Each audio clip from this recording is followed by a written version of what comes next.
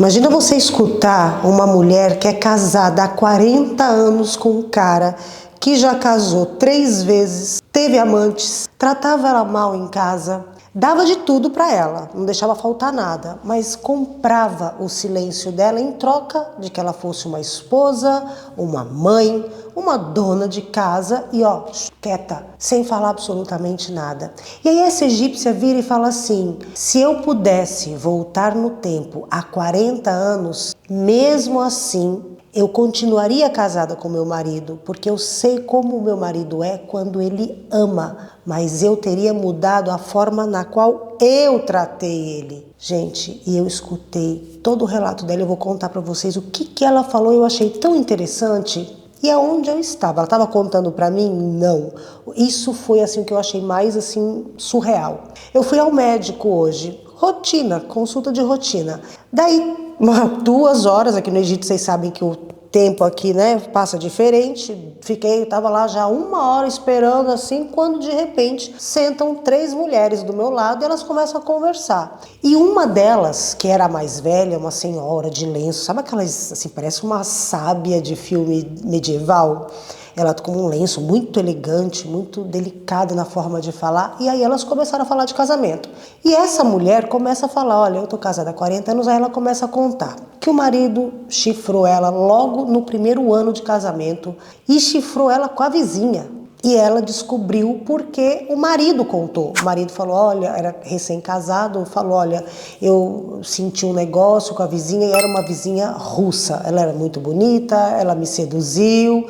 E aí essa senhorinha contando, falando assim: na época eu era muito jovem, os tempos eram outros, a nossa cabeça era outra. Eu obviamente acreditei no meu marido quando eu olhei para minha vizinha, uma mulher alta, loira, dos olhos azuis, branca, cheia de curvas, completamente ao contrário de mim, que sempre fui uma mulher de porte pequeno, mais cheinha, não tenho um corpo tão curvilíneo. Ela falando assim, sabe? E aí eu olho para aquela mulher, claro que eu vou dar razão pro meu marido. E aí, gente, eu juro por Deus, eu quase me meti nessa hora. Aí a mulher que estava junto, né, falou assim: não, como assim? Não tem que dar razão para ele não tinha que fazer isso com você. Mesmo sendo há 40 anos atrás, ele não podia, não tinha o direito de fazer isso com você. Ela falou: sim, minha querida, nos dias de hoje eu concordo com você, mas aí ela fala o nome dela, né? A fulana, vamos chamar de Maria, tá? Só para simplificar. Ela fala: mas a Maria de 40 anos atrás, os tempos eram outros. Aí a mulher responde e fala assim: mas eu não sou tão mais nova do que a senhora assim. Ela fala: não, minha querida, você é no mínimo 30 anos mais nova do que eu. E faz diferença sim. Assim, para você imaginar, vim junto comigo aqui na imaginação, eu vou falar a minha impressão. Eu acho que a mulher que estava relatando a história, essa senhorinha, ela tinha uns 80 anos. E as outras, eu acho que uma tinha ali entre 50 e 60 e a outra entre 40 e 50, não sei. E as 3 usavam lenço. E aí ela fala isso, né, que há 40 anos atrás os tempos eram outros e que ela deu razão pro marido quando ela olhou a mulher maravilhosa, linda, padrão. Ela falou: até eu pegaria. Ela não falou, tá? Foi o que eu, assim, na hora eu deduzi. E aí ela fala que a partir daquele perdão que ela deu ao marido, aí ele desceu cada vez mais com ela. Aí veio o primeiro filho. Junto com o primeiro filho, as responsabilidades de mãe. Então, além dela cuidar da casa, além dela fazer todos os afazeres para o marido. O que é os afazeres do marido? No caso que ela estava falando ali, ela não especificou, mas eu entendi que ela cuidava, tipo, do marido, sabe? Da roupa do marido, da casa. E aqui, pegando a parte cultural daqui, eu acho, porque ela se referia a ele como Sessaid. O tempo inteiro ela falava que o Sessaid. Aqui no Egito, antigamente, muitas mulheres, elas eram muito submissas. Mas não porque era uma obrigação da sociedade, não, porque elas queriam fazer. Muitas mulheres, logo quando casavam, era meio que tratar o marido como um sultão. E isso vem muito da cultura lá, da época que eles eram, né, colonizados pela Turquia. Então tinha aquela coisa do sultanato, das odaliscas, das mulheres dos haréns. Então essa é a minha impressão. Porque elas dançavam pro marido, fazia massagem, lavavam, faziam um escalo da pés ali, lavava, o marido chegava da rua, do trabalho, lavava os pés do marido, e isso de pobre a milionário, todas elas faziam, todas assim, dentro, né, contudo tem exceção. Mas ela fala o sesaid. E quem é o sesaid? Só para você entender na contextualização egípcia. Há muitos anos atrás tinha um filme que era um cara, o símbolo do bofe, macho, alfa, hétero, escroto. Pois é, esse personagem era assim. Então ele parecia um general e ele mandava nas mulheres da casa. Quem eram as mulheres da casa? A primeira esposa, depois ele casa com uma outra que era bailarina, e aí é uma história incrível, maravilhosa. Mas aí ele tinha os filhos, ele tinha um monte de filha. E essa esposa dele, ela chamava ele de Sesaid. O nome dele era Said e Sid Sir, né? Sir Said, mas aí ficou em egípcio, Sesaid. E aí ele era um cara grosso, tratava as mulheres mal, ele chegava em casa, cada filha mulher, que eu não lembro agora se era 3 ou era 4 dentro do filme preto e branco, tá? Lá dos anos 40. E cada uma ia servir o pai de um jeito, e a esposa sentava no chão, fazia um escaldapés, fazia massagem no pé dele para ele relaxar, milionários ali, todo mundo, mas com a tradição da zona rural egípcia da época. E até os dias de hoje, quando a gente quer, por exemplo, eu quero dar um shade no meu marido, né? Quero falar que ele tá, tipo, mandão demais, enchendo o saco. Aí eu falo assim, vai, Sesaid, tá parecendo Sesaid. Aqui já quer dizer que ele está tóxico, entendeu? Então já virou uma gíria. Claro que uma gíria assim, né? Tem a época, assim como é no Brasil. As meninas jovens já não chamam os namorados de Sesaid, né? Mas tudo tem exceção. Mas então você entendeu? E ela se referia ao marido dela chamando ele deste personagem. Daí ela fala que só foi ladeira abaixo, ela fala foi quando o nosso primeiro filho chegou e aí ele resolveu casar. Eu sei que para casar, pela lei, você precisa da autorização da primeira esposa. Só que na prática não é assim que acontece. No caso do Sesaid aqui dela, né, da Maria, ele simplesmente chegou em casa e falou assim, mulher, eu estou me casando. Eu ficaria 3 aqui, daria 6 dias da semana e um dia ele ficaria de folga para fazer o que ele quiser, sair com os amigos. Ela vira para ele e fala assim, como assim?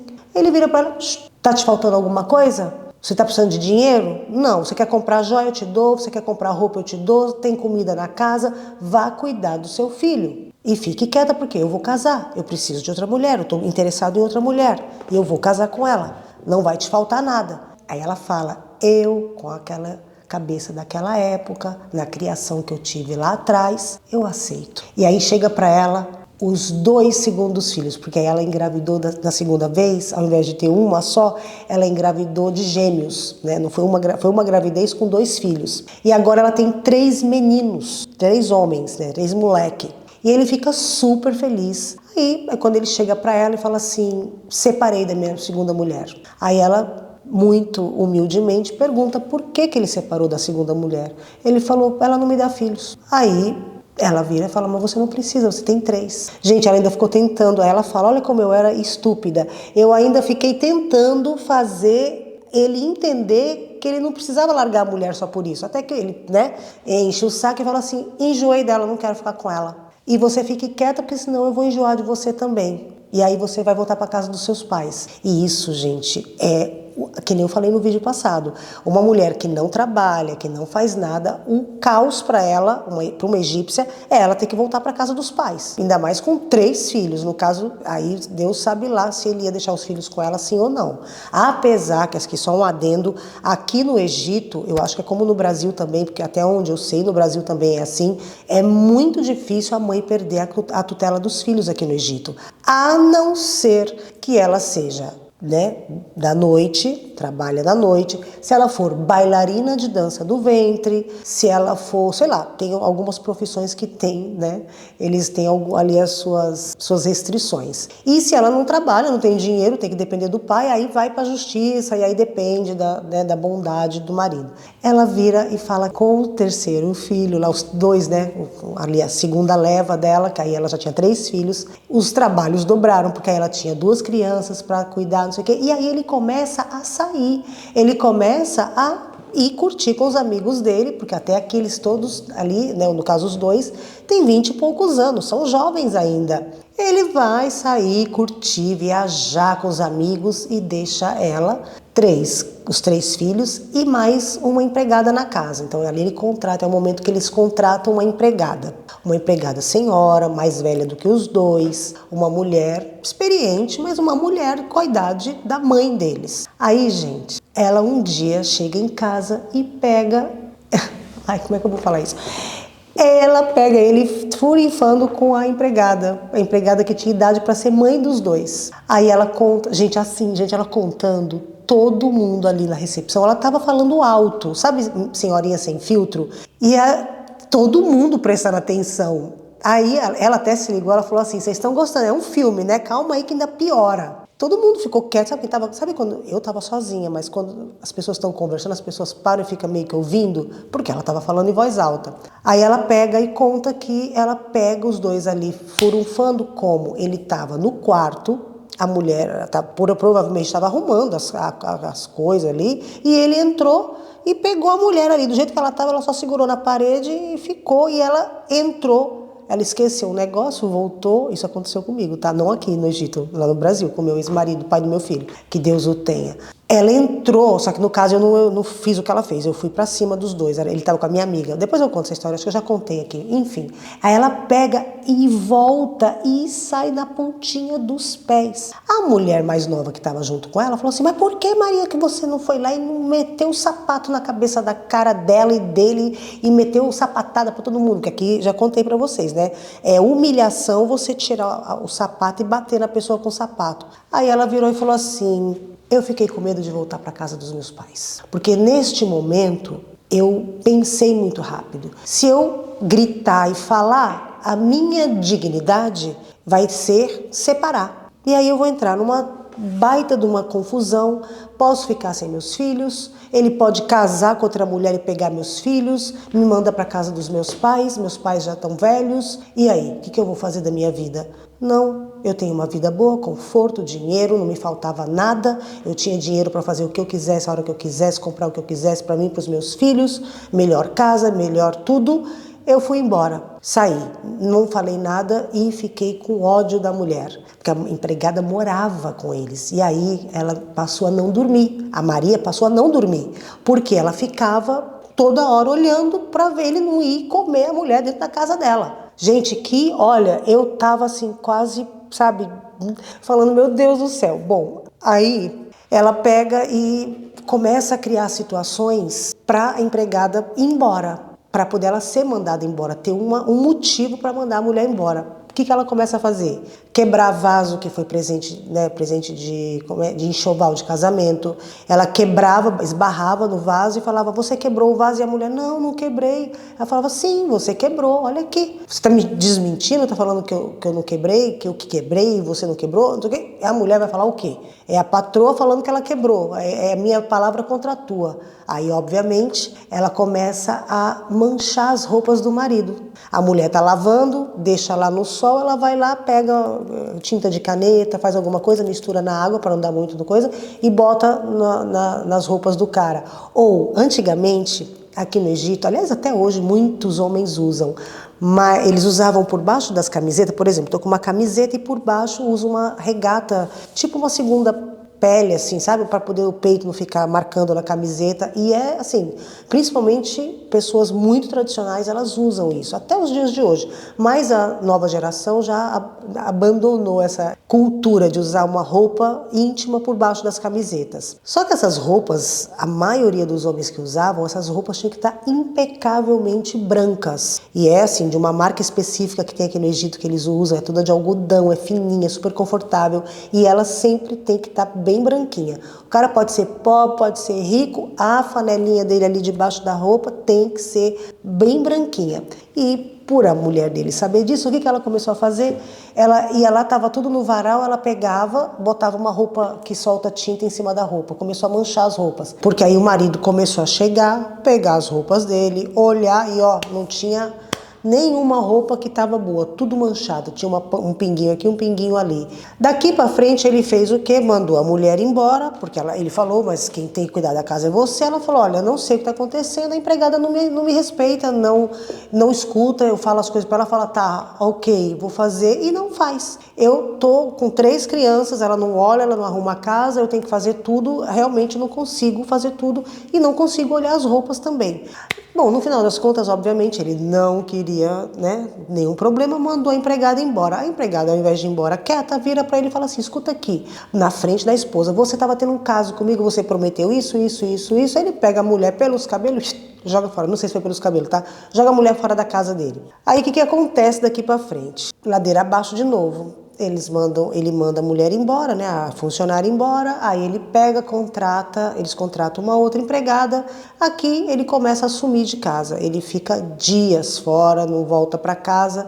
Daqui para frente, ela com os 3 filhos, ele casa com mais 3 esposas. E aí ele agora tem um total de 4 esposas. Ela é a primeira e tem mais 3 que ela nunca chegou a ver quem eram. O que ela ficou sabendo através de conhecidos em comum é que eram mulheres bem mais jovens do que ela, porque aqui ela já está lá com seus 30 e poucos, 40 anos. E aí, só para você entender, para você que não sabe, a maioria já sabe, mas o homem muçulmano, o cristão não, mas o homem muçulmano, árabe, ou sei lá, não importa se é árabe ou não, o homem muçulmano, perante a lei, eles podem casar com 4 mulheres. Claro que isso num país que as leis permitam. No caso do mundo árabe, a maioria permite. E isso foi implementada, esta lei, lá na época do profeta Muhammad, né, do profeta Maomé, como vocês conhecem no Brasil, quando tinha muitas guerras, as mulheres tinham muitas viúvas, e aí eles acabavam casando, pedindo para os caras que sobravam casar com 4, até mais mulheres. Depois foi que acabou os conflitos, eles arrumaram para 4, a Gina tá com refluxo. Arrumar para 4, a Gina é minha cachorra, para quem não sabe. Arrumar para 4 mulheres. E aí começaram a estreitar o negócio, que era 4 mulheres, mas você tem que amar do mesmo jeito. 4 pessoas é impossível, tá? Então aqui já é o filtro principal. Para você não estar pecando, você tem que amar as 4 do mesmo jeito, não deixar faltar nada para nenhuma. O que você dá para uma tem que dar para outra. Então seria isso. Por isso que atualmente no Egito, vou falar do Egito, que é onde eu moro, no Egito atual é muito difícil um homem casar com mais de uma mulher. Quando ele casa é porque ele não quer, a mulher, a primeira esposa, ela não quer ter dor de cabeça com divórcio, não sei o quê, então mantém ela ali, sabe, vai dando as coisas para ela, e aí é um acordo entre eles. Mas geralmente as pessoas atualmente não casam justamente por causa é caro, sai caro.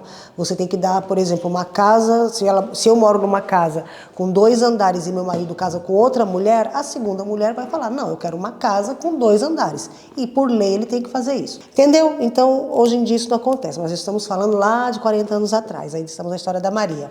Bom, aí muitas coisas acontecem, aí é o abandono. Além dele estar casado com mais 3 mulheres, ela está se sentindo só e blá, blá, blá. E aí ela conta tudo isso com detalhe. Gente, eu fiquei, juro por Deus, mais de 2 horas esperando, e ainda eu entrei, ela continuou a história e eu não ouvi o resto. Mas calma que o que eu ouvi é o que interessa. Ela vira e fala para as mulheres que o que ela teria feito de diferente. Primeira coisa que ela fala, ela nunca teria dito para ele, eu te amo, eu não vivo sem você. Ela nunca, já falei, quem é mais antigo aqui no canal, já viu, já passou em algum momento aqui em vídeos, não tem um, tem vídeos aqui que eu falo sobre isso. Ela fala, eu teria seguido melhor as comédias românticas que eu assisto dos Estados Unidos. Eu teria seguido melhor os roteiros dos filmes árabes que eu sei até as falas de cor e salteado.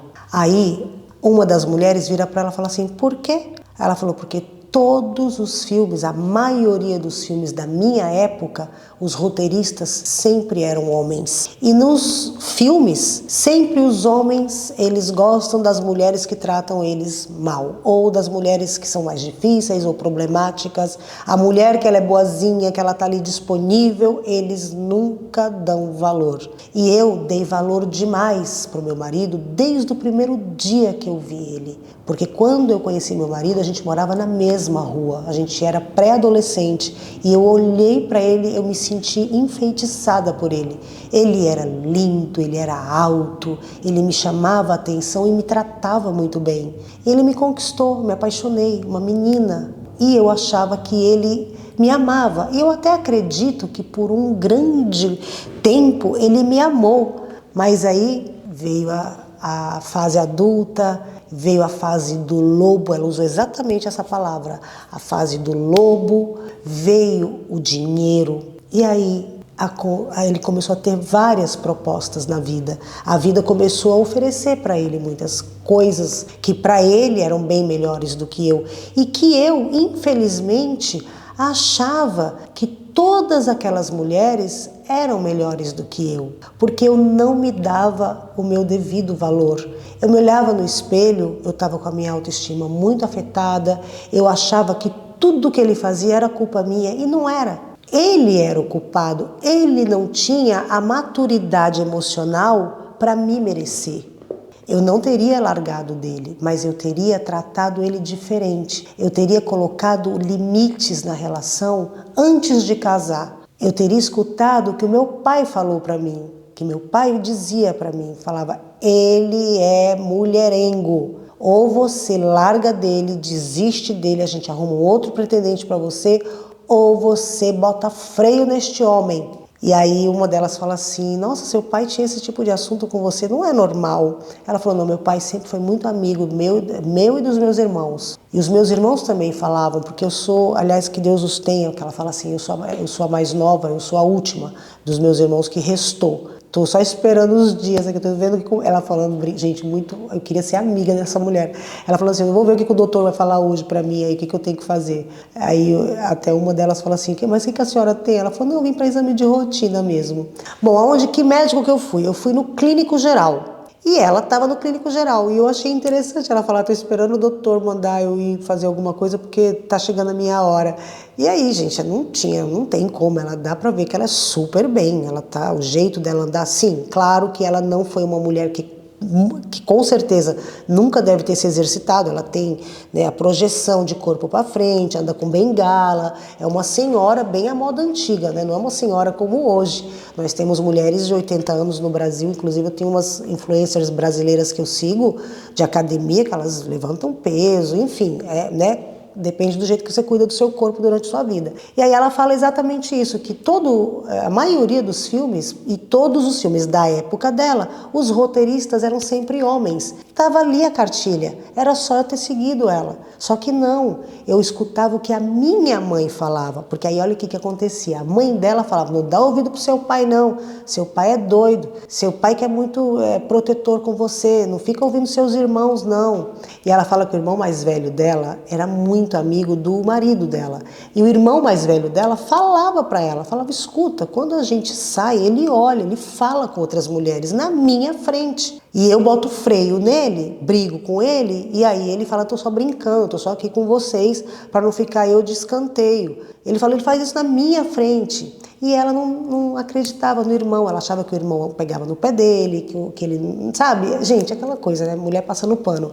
E então, isso me fez refletir uma coisa muito interessante. Gente, é verdade, a maioria, pelo menos dos filmes que eu assisto, comédia romântica, é o primeiro exemplo que ela deu, né? Uma comédia romântica. Quando você vai ver a mocinha da comédia romântica, ou ela dá um pé no cara, ou ela sempre tem uma dificuldade que é a mulher que cria. Quando o cara dá problema, a mulher sempre ela fala: então tudo bem, fica aí na sua, eu vou respeitar. Ela nunca corre atrás, ela nunca quer ficar atrás, mesmo que ela dê para ele na primeira noite, mas sempre tem uma dificuldade, sempre ela é a forte, ela não atende, ela briga com ele, fala: você tem que se decidir. Presta atenção, que é um padrão. Aí ela falou assim, que tinha um filme que ela assistia. É um filme árabe, tá, gente? Vocês não vão saber qual que é, mas é um filme árabe que eu já assisti. Aliás, eu já assisti quase todos, né? Porque eu amo. E é antigão esse filme. E é justamente isso. A mocinha do filme se apaixona pelo cara, um cantor, ela é uma cantora famosa dentro da história do filme, e ele é um cantor. E, aliás, na vida real, os dois são atores e cantores mesmo, né? E eles se apaixonam. Só que aí Ela, por ciúme, porque o pessoal começa a falar, né, na cabeça dela, ela começa a desaguentar ele. E ele, no começo ali da história, ele estava meio assim com ela, não querendo ela. Quando ela começou a desaguentar ele, ela desaguenta ele começa a correr atrás dela. Fatídico, assim. Ela começa a deixar ele pra lá, a não atender ele, a não querer sair com ele, a recusar os convites. Ele começa a correr atrás dela. E eu já contei pra vocês também em vídeos antigos que isso aconteceu comigo inúmeras vezes. Dentro dos meus relacionamentos sérios, de pessoas que eram normais e não malucas. E aí eu te faço um convite pra você que ainda não é casada, ou para você que já é casada, você começar a prestar mais atenção nos filmes de romance, comédia romântica, romance, para a gente ver. Os roteiristas são homens, então, infelizmente, é mais ou menos aquilo que eles esperam de uma mulher. Uma mulher, ó, aqui, ó, seja da pá virada. Porque no final das contas, até a parte que eu ouvi, hoje em dia o marido dela, que é 5 anos mais velho do que ela, tá de cama, tá acamado, tá ali com uma doença que eu não entendi qual é, e quem cuida dele, além dos filhos e das esposas, que tá todo mundo é uma família unida pelo que eu entendi, eu não conheço, não é minha amiga, mas ela que tá do lado dele. As outras lá que ele casou foram embora, separaram, não sei o que aconteceu, né? Mas pelo que eu ouvi ela contando, ela falou, e no final, porque a mulher fala, e aí, você largou ele em algum momento da sua vida? Ela falou, não, tá lá, acamado e eu que cuido dele. Eu, meus filhos e minhas sogras, graças a Deus, a minha família é muito unida, nós somos uma família muito unida. E eu vou correr para onde? Já fiquei com ele na pior fase. Aí eu fiquei, sabe, gente, assim, na hora eu até fiquei meio emocionada, porque eu sou mantegona, né? Olha o que ela fala, né? A pior fase não é ela tá trocando fralda do marido, não sei se ela tá trocando, tá? Que eu já tô ironizando porque ele foi um cafajeste com ela. Mas a pior fase foi exatamente ela ver ele casar e ter inúmeras mulheres durante o casamento, os 40 anos de casamento, né?